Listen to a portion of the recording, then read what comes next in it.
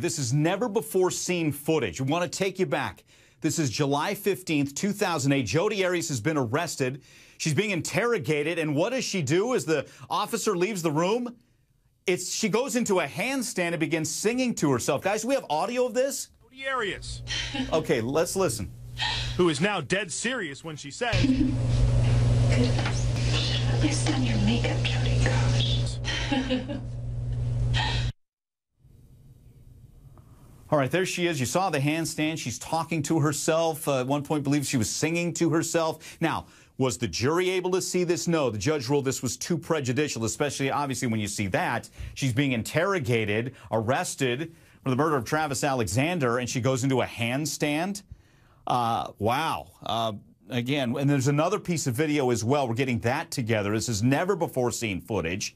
I want to bring in Beth Karras on this. Beth knows this case like the back of her hand. Beth, what do you know about this footage and all of that? As we see the handstand, our viewers are probably going, what? What twist and turn is next after this? Right. You know, I knew this video existed and that it wasn't played in front of the jury. And it was my understanding the judge had ruled that it was just too prejudicial. But now I'm hearing conflicting information. The bottom line is either the state chose not to use it or the judge said it wasn't coming in, but the jury did not see this. It was not part of the state's case. This is not something the defense would want the jury to see either. It's really incredible that here she is just hours after she's been arrested and charged with first-degree premeditated murder. She's being held at this point in the Siskiyou jail, or she's up in Northern California. She's not wearing her jail garb like she is the next day when she gives the second story of the intruders the following day. This is the day of her arrest. So she's just been charged and she's standing on her hands, humming, singing, whatever, talking to herself. We did see her do a yoga stretch. I think it may have been in the same break. This is when there was no detective in the room with her. It just shows that, I mean, she's kind of relaxed and you have to wonder what is going through her head. She's just been charged with first-degree murder.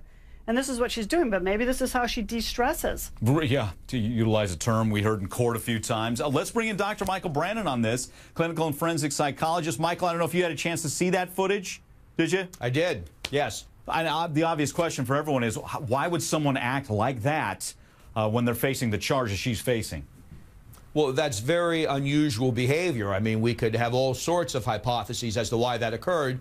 One could certainly be she's so loose and relaxed and doesn't seem to care, but another could be that could reflect her mental state. It's incongruous with what we would expect.